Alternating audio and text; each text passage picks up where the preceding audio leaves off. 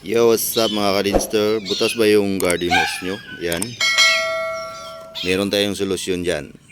Ito mga ka-Dinster, madaling gawin at tested and proven. Kasi ginawa ko na rin yun. Alright?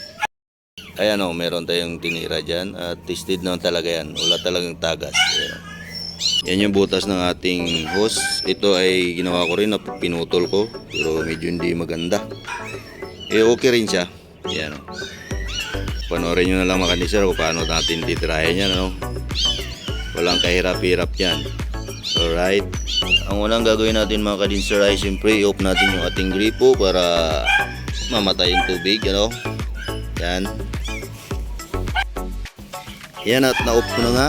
At punasan natin hanggang siya ay matuyo. Yan, tiga lang.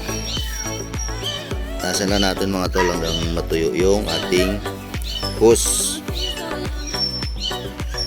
Yun, at yung tuyo na, ano? Yung butas niya, oh.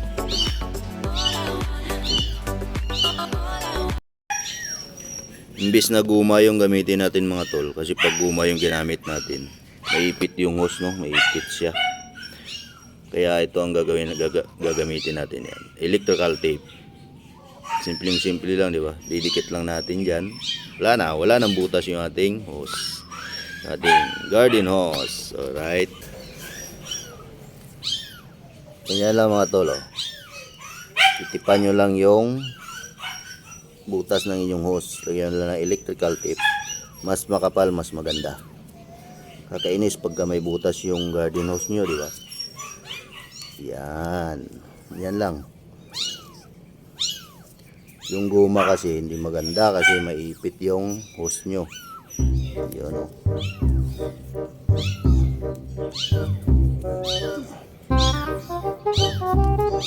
Ang ingay ng pusa. Psst. Psst. Psst. Yan.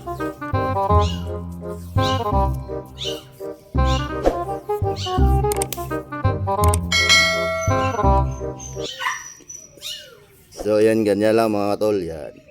Subukan nating i-on yung ating tubig. Alright. So yun mga tol, wala na talagang tagas, oh. Oh, di ba? Ay sus ah. Oh, di ba? Simpleng trick lang. Ang dali lang magtanggal ng tagas ng ating garden hose. Electrical tape lang, okay na. Yan. Oh, hindi ka na maiinis pagka may butas yung hose mo. Oh, di ba? Yan yung isa, oh. Tested and proven yan mga tol. Yan. So yun, sana may natutunan kayo mga tol sa ating munting video na to, no? At kung mayroon kayo natutunan ay paki-share na lang. Alright? Hanggang dito na lang. Bye-bye.